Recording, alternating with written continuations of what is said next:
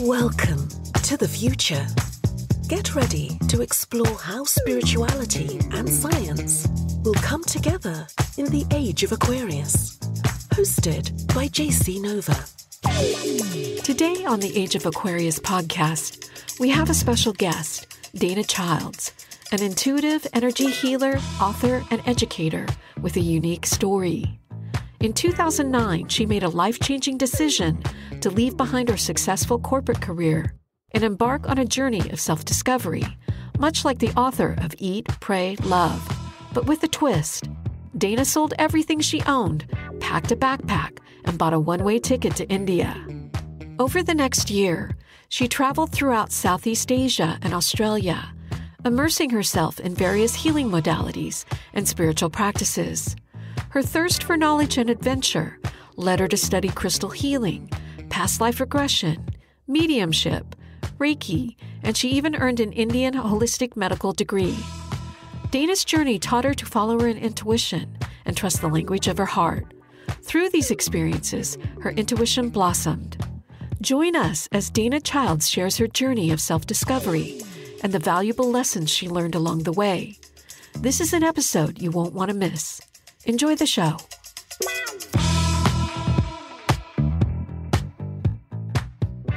Welcome to the future. This is Jacy Nova, and today I have on the show Dana Childs. Welcome. Thank you. Thanks for having me.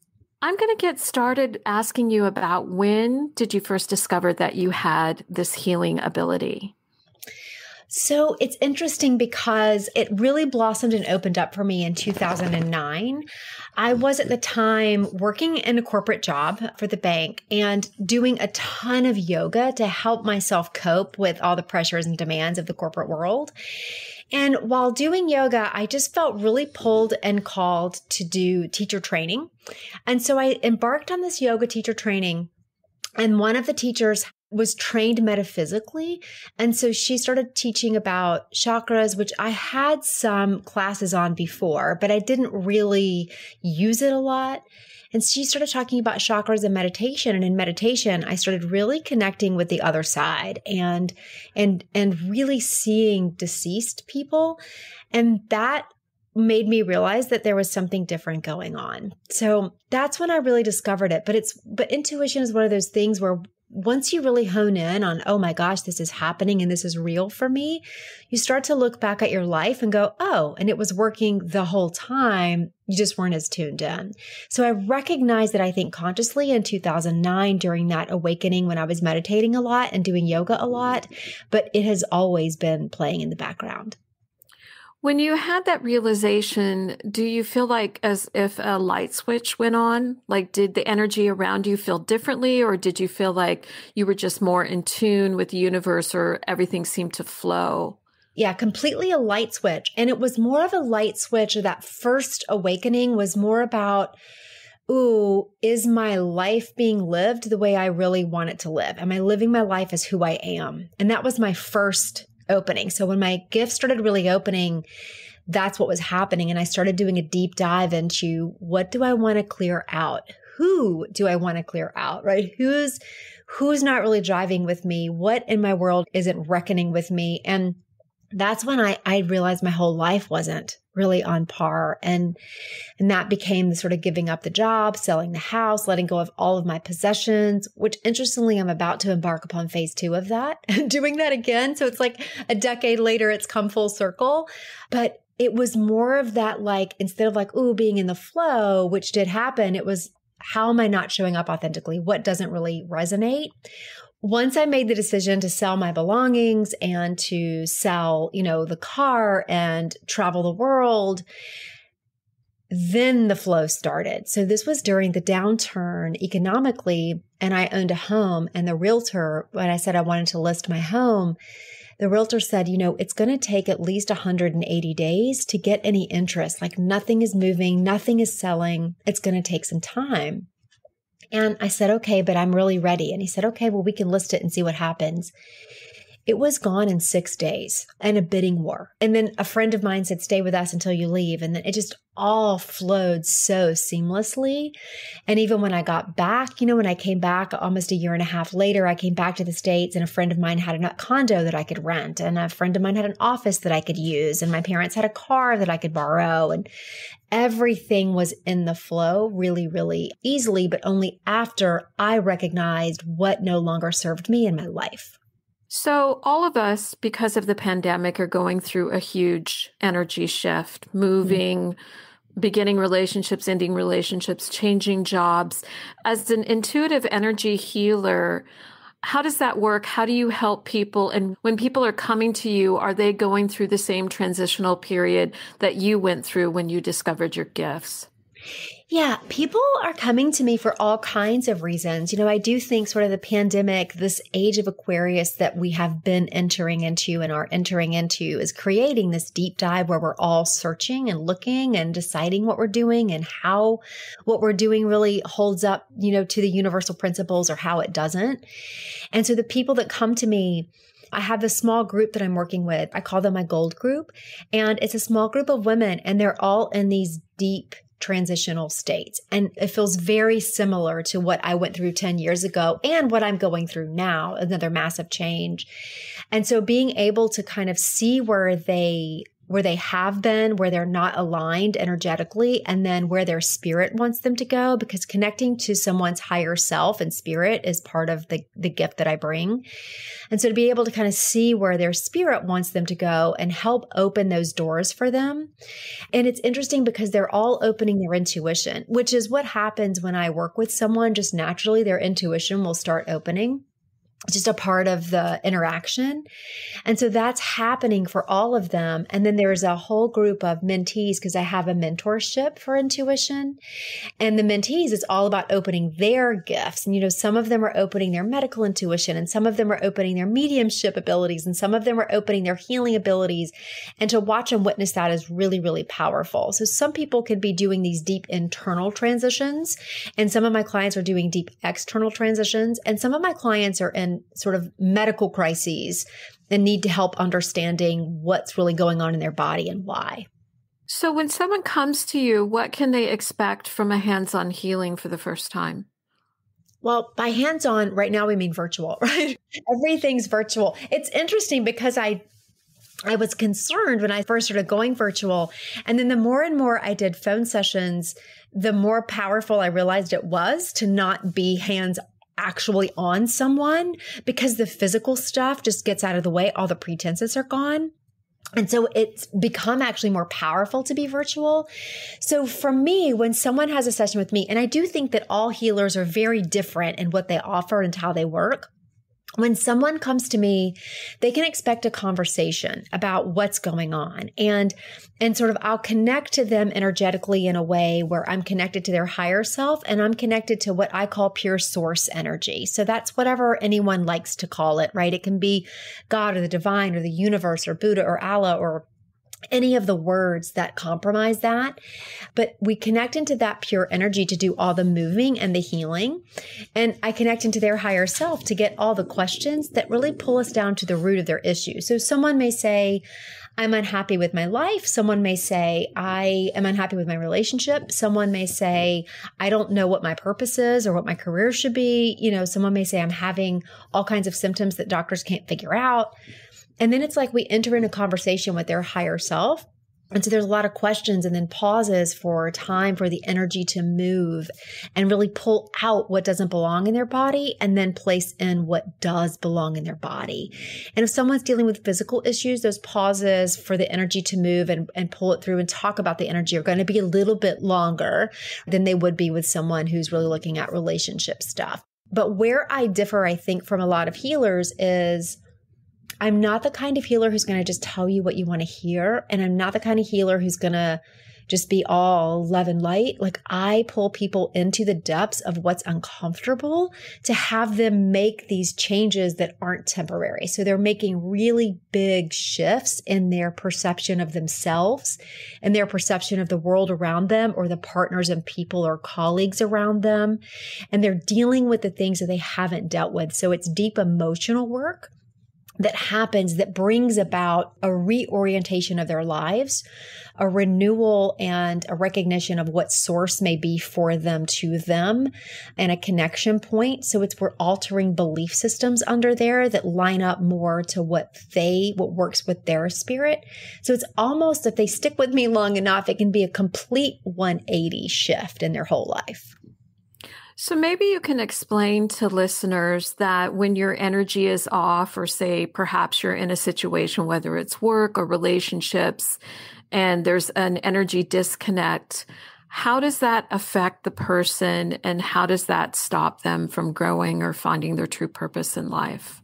Oh, it can be many different ways. So one of the ways is if we're off, it's like things don't flow. If we're going in sort of the wrong direction, that our spirit's like, this doesn't really align with who you really are. Maybe you're on a track of what people think you should do. There'll be like a disconnect to the self, which can show up as anxiety, or it can show up as almost like a depression.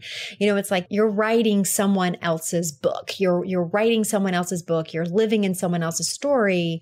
If we're on a track that's in our head, right, and we're pushing down the road where we think we should go, like, okay, I think this is what I should do next, and things become hard or blocked, you can see like a lot of blocks come up where you're like, wow, I wanted to do this, but that wasn't right. For example, like something simple. The other day, I went to book a place to stay out west, just like for 2 weeks.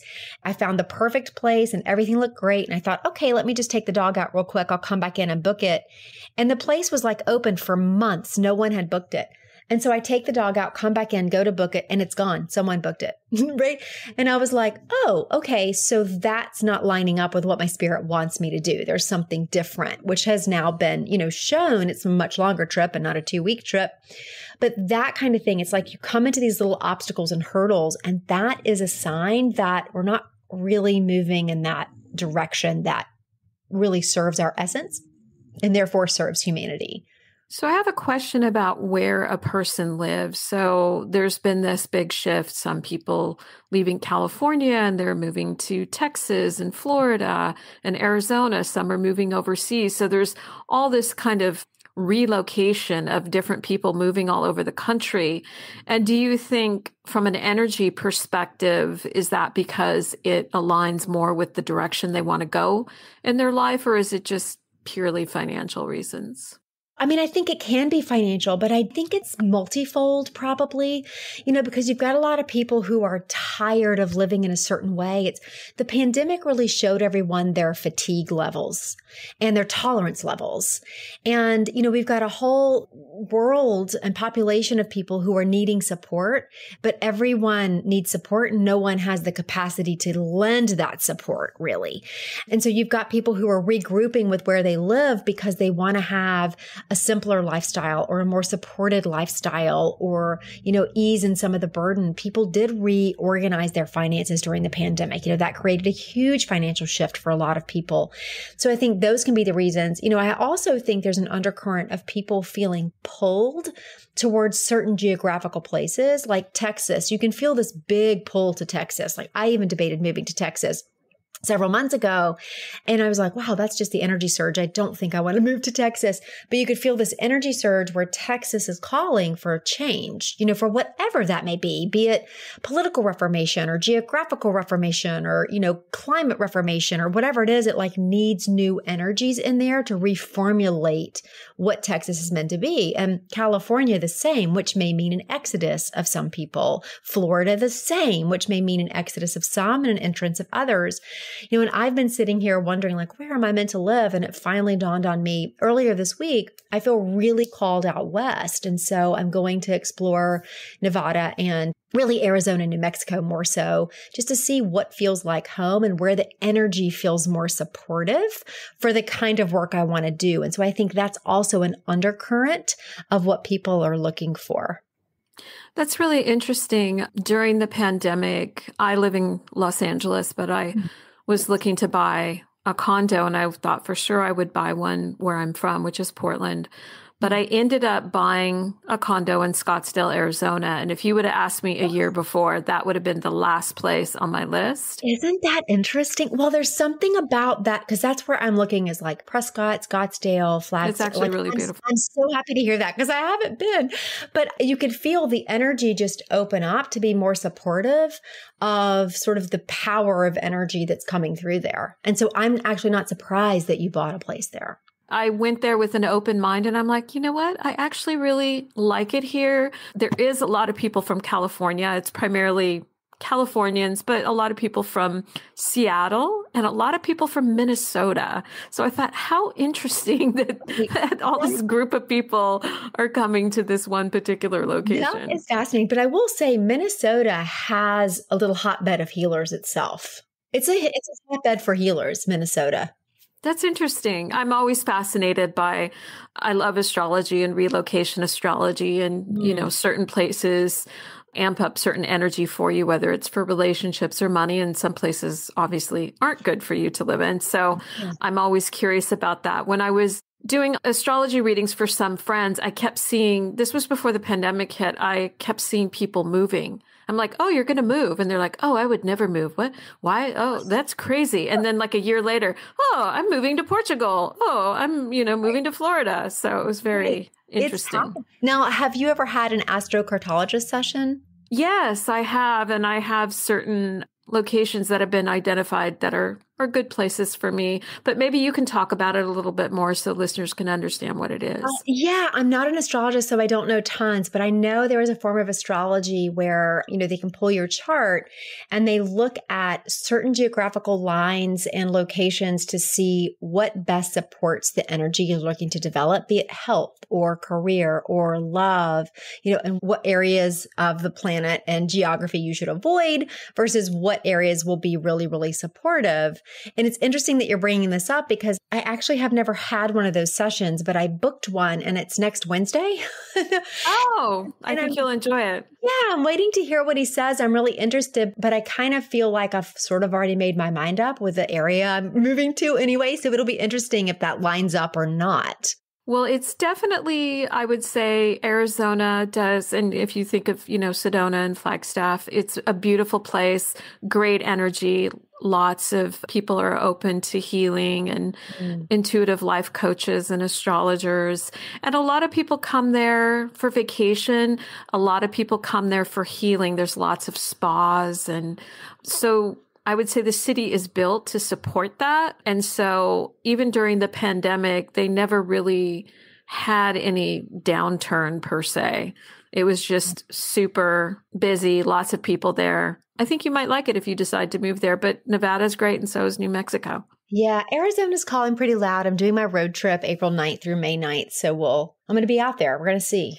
Okay. Yeah. So in that case, it looks like you're using your intuition to guide you. How do you help others use their intuition to guide them to make big decisions like this? Yeah. So, first of all, I teach that everyone is intuitive. I think we think of it as some special gift that only some are blessed with. And so I just destroy that myth, right? Everyone is intuitive. It's just about learning how your intuition's meant to work. And so for most people, it's getting into that empathic part of them because we're biologically wired for empathy. So that's one of our most natural gifts that I would say 98% of us have, and we can feel others' emotions, but we can also feel others' physical sensations when we don't realize it. And when we can feel others' thoughts, there's a mental empathy too. And so first breaking those open so people go, oh, wow, I'm not anxious. I'm actually feeling my partner's anxiety, or I'm feeling the neighborhood's anxiety, or I'm feeling my boss's, terror, or my partner's anger, or whatever it is. And so I think empathy becomes sort of the first bowl that we open. And then from there, it's to just help people recognize like what their special gifts are. So one of my talents is seeing in another person what their gifts are, what they have to offer, and then working with their spirit to go, okay, here's how you can open that. Because I think a lot of intuitive teachers teach by their own method, how they practice. And I tend to teach based on how their spirit wants to practice. So for example, when I'm working with a bacteria or a virus in someone, I feel it like a pulse of energy between my hands, and I can feel a bacteria moves in circles and a virus moves in waves. I know that sounds weird, but I just can feel it that way. And so then I can feel it when it's clearing. And I was teaching a person and she said, I know I can see germs. And I said, okay, then let's figure out how you see them. And so for her, she could see them in colors. So when she saw a magenta color, that was a virus. And when she saw like a pea green color, that was a bacteria. And so it was not teaching her to feel it my way, but to help her see it her way. And I think that becomes the key in people feeling more empowered with their intuition and then being able to more easily utilize it, because some intuitive teachers will teach you a certain system and then you're getting frustrated because it's not working. And then you feel like you're not intuitive. But we all are intuitive. It's just figuring out how those gifts are meant to work. That's it. And they're already working. We just may not be tuned into it. So I want to talk a little bit about, some people are fear-based, some people worry. Do you believe that if you think negative, that attracts negative situations towards you? What can you recommend to a person to how to get rid of those negative thoughts? What can they do? Yeah, so I do think we do attract to us based on our belief system. When you have a constant negative state of mind, like a fear state of mind, I think that's worth looking at the actual brain. You know, there is something that a lot of people don't talk about, which is a limbic system disorder or a limbic system trauma.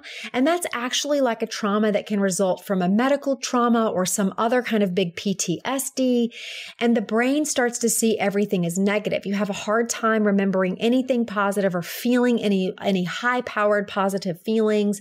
And so then I think it's worth looking into a limbic system disorder. And if it's something like that there's a wonderful program developed by Annie Hopper, and it's called, I hope I say it right, it's called DNRS, Dynamic Neural Retraining System. It's a brain training system that's like online for a couple $100s. It's really, really powerful. So I would say if there's chronic negativity, there's probably a brain part that's involved. But if there's just like the negative thoughts and the fear thoughts, it's to really address and first go, okay, who's afraid? Like, whose fear thoughts are these? Because we have a lot of thoughts and sort of mental tapes running through our body that are not our voices. So we could be hearing a parent's voice, you know, a caregiver's voice, a sibling's voice, an old boss's voice, an ex's voice. We could be hearing something like that that's playing a tape in our mind, and it's not actually our voice. And so first is to identify who those negative thoughts and where those negative thoughts are coming from. And then to start, slowly replacing those with thoughts that really serve us. Because if we're ruled by fear, we're going to keep calling to us the things that we fear instead of being able to push beyond. Now I want to talk a little bit about Age of Aquarius. What does Age of Aquarius mean to you? But how do you think that will impact us on a global consciousness level and then on an individual level? Okay, I love this question. So I think Age of Aquarius for me, I think people have linked it to like a certain date or and I think there's probably different theories about what that date is. I've felt it sort of ushering in over the last couple of years, and just maybe a slow, gradual moving into. I feel like the Age of Aquarius is a time period of opportunity. And the opportunity is to sort of embrace more of our humanity and to recognize more humanity in others. When I was little, if you would ask me, I'd be like, oh, it's a time when like everybody's in love and light. Everybody's just harmonizing. I don't think that's what it is. I think we have the opportunity for it, but we have to, with our free will that we're offered as humans, we have to choose that. There are lots of opportunities right now for grace and love. If you just look at what's happening politically or with the climate or with the vaccine or with the virus itself, and mask or no masks, and all of these different opportunities where we have a choice to go into judgment and fear, or we have a choice to go into grace and acceptance and understanding. And I think that's what the Age of Aquarius is it's like more finite opportunities to choose love and acceptance, or to choose rejection and alienation and harshness and judgment. So that for me, I think it gives humanity the opportunity to elevate their own consciousness to recognize that we are six sensory and beyond beings, that we are more than just our bodies and brains. But I don't think it means that we all have to recognize that. And so, I think we're back to this power dynamic as well, where we're being, split more into the haves and the have-nots. And then we're being given choices as the have and the have-nots. What do we do about that? Are we angry about that? Or are we pushing for change for that? Are we both? If we're in the haves, are we sharing? Are we opening? Are we being generous? Are we looking at how we can create change? How are we bettering rather than creating more dissonance and creating more elite power structures, if you will? Do you think in the age of Aquarius, people will become more sensitive and intuitive, or are they going to be more in their heads as we go more into more people are working remote? Obviously, you hear about the metaverse and virtual reality. I'm just curious what you see. I think that technological sort of change is a big part of the age of Aquarius, right? That jump into technology and using that to further humanity. I think that we have the opportunity to, of course, become more sensitive, open into more sensitivity. That's already happening. The metaphysical piece is getting more mainstream. Astrology has gone hugely mainstream recently. So all of that sort of waking up, people, if you said the word chakra 10 years ago, people would have no idea. Today, a lot of people are familiar that a chakra is an energy center, in the body or out of the body. And so I think it's this recognition that we are more than our bodies. And the pull is to get out of the head and become more embodied for sure. And yet, again, we have free choice. Do I think more people are going to start choosing to become more open? I do, because I don't think they're going to have a choice. So it's either to become that intuitive being, right, and to open, or to become more shut down. And so there may be a couple of divisive camps that happen where there's the people who are in their head and they're all mental, and the people who are really, really open. And you may even see that in some of your relationships, like people around you going one way or the other. I think there's going to be some of that splitting off. What do you think about the experience we're having around cancel culture, where obviously things that people have said and done have resurfaced after several years? Do you feel like that's going to continue, or that's just something that we're going through at the moment? No, I think it's going to continue. Cancel culture feels so painful for so many reasons, because one, it's important to call people on, are you really serving humanity or you're not? Are you having beliefs that are furthering separation? If you're big and you have a public voice and you have a way to get things out there, who are you and is it helping? And so I think that it's good that people are really being held to that level of integrity. But I do find that there's a part of it where sometimes it can be from a comment that was made 10 years ago or 20 years ago. And that doesn't allow people the grace of change. That saying people don't change always makes me so uncomfortable, because it couldn't be further from the truth. We change so much every day, all the time. And we could have a belief 5 years ago that today we feel ashamed for having. So then are we punishing someone who's already done their work around, something that they've said or done 5 or 10 years ago?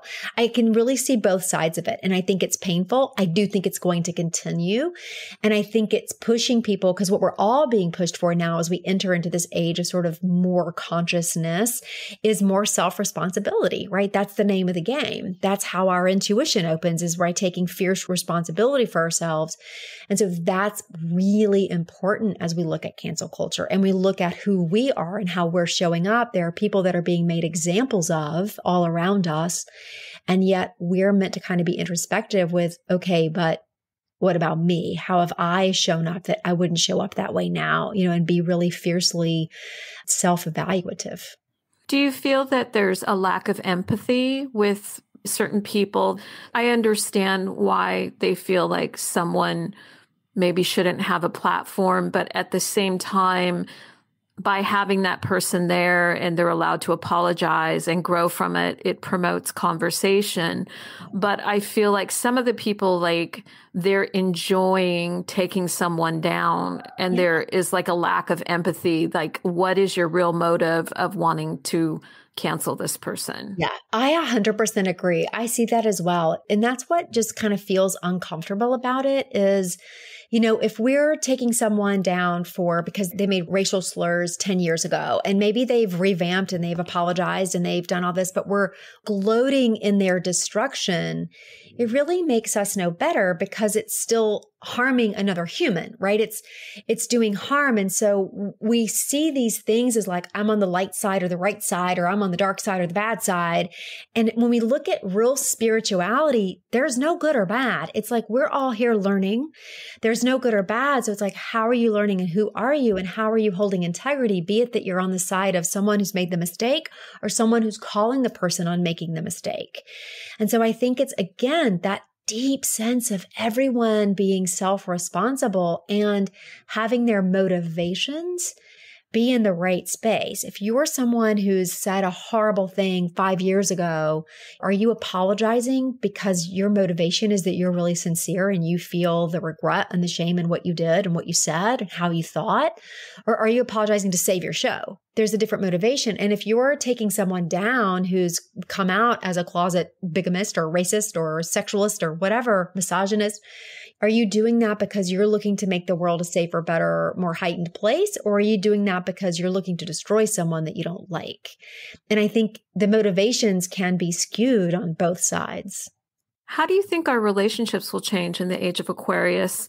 And will it benefit and deepen our relationships? I think it definitely has the power to, right? Because again, when we're really taking that self-responsibility deep and into our core, and we're showing up with another human being as open and the ability to hear and listen and be self-responsible and be defenselessness, right? Just that defenselessness is so powerful, just to be defenseless with someone, that opens the door and the heart for such deeper connection. But, we also have that choice to continue on being, I'm in the right and you're in the wrong. And that holding someone else so accountable that we punish them, punish culture, if you will. And I think then that gives us more divisive spaces. So we have the opportunities for more connection. The question there remains, are we as individuals taking those opportunities? What energy tools do you think we'll need most during these coming years? Funny enough, I want to say meditation, and that's not all what I thought I was going to say. But I think it's like this kind of an energy tool, the ability to center ourselves and to get quiet and connect to our own deep thoughts, beliefs, and views, because there's a lot of things coming at us telling us how we should think and how we should feel and what we should do. I think that we're going to have to really have that tool to be able to center and have clarity. And the energy tool that I find myself teaching the most these days is an embodiment tool. So it's like being in your body and the ability to scan your body to feel what your body is really telling you about certain choices and options and things and people.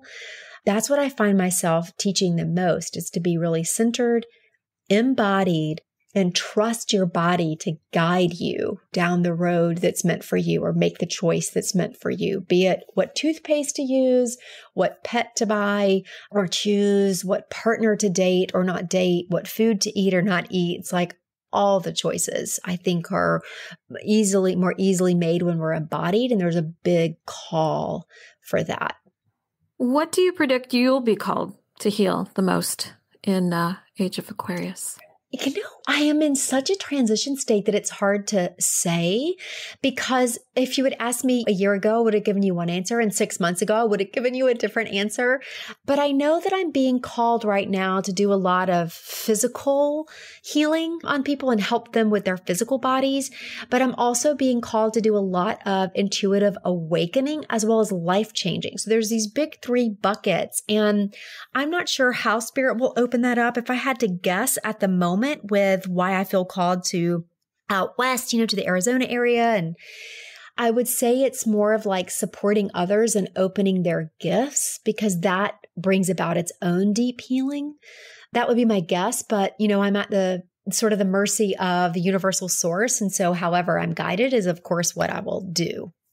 So do you offer group meditations, any courses? Like, how can listeners contact you or learn more about your intuitive healing? I do. I offer all kinds of goodies. I do a monthly group healing session. And so there's a monthly guided healing, and there are always time for questions. And I'm renowned for going over to try to answer people's questions that they have. And those are about 45 minutes to an hour, and they're once a month, and they can book that. It's right on the website. I have a number of online courses. There's a course called Empowered Empath that teaches all about that, especially emotional empathy and how to survive like in a relationship, healthily, how to survive out in public healthily, how to recognize your own empathic gifts. That's one of my first labors of love and one of my favorite courses. But I also teach the basics in terms of like, what is energy healing? What is mediumship? What is past life healing and regression? And that's a course called The Basics. And then there are 2 Mac Daddy online courses that are all about the deep healing of opening our intuition. And one of the classes is chakra based. And so it's all about the wounds that we have as chakras. That's the advanced energy healing course. So it's our chakric wounds, how they show up, how we can heal them. There's guided healings in that course for the healings of the chakras, the energy centers. And then I teach in that same course all the intuitive gifts and how to open those. And then there's another course that I will say is probably my most favorite course I've ever put out. And it's the basis for any kind of intuition, personal development, self-development. It's a big course. And there's units on like lovability, shame, generosity, finding your purpose. And that really teaches you like how to be a better human. And when I was teaching that course live before it was just online, every one of my students was messaging me saying, my gifts are opening, or suddenly now I'm dreaming about my deceased relatives, or suddenly now I'm seeing dead people, or, whatever it was. And it just goes to show like my philosophy has always been, when you really do your personal healing, your gifts naturally open. So that's one of my favorites. I'll be rolling out a mediumship course at some point this year. And then I offer the mentorship for my intuitive group. So I offer a mentorship where they get private sessions with how to develop their intuition, as well as group teachings. It's going to open once this year, and it'll probably open in the fall. So there's a wait list for that where people can, sign up for the wait list. That's amazing. Dana, it's been so great to have you on the show. What's your website if someone wants to reach out to you? My website is danachildsintuitive.com. Thank you so much. Thanks for tuning in to the Age of Aquarius podcast. We hope you enjoyed today's show. Don't forget to follow us on your favorite streaming platform so you never miss another episode. If you have any questions or suggestions for guests, feel free to visit our website at ageofaquarius.fm and drop us a note. Until next time, stay curious and keep exploring the cosmos.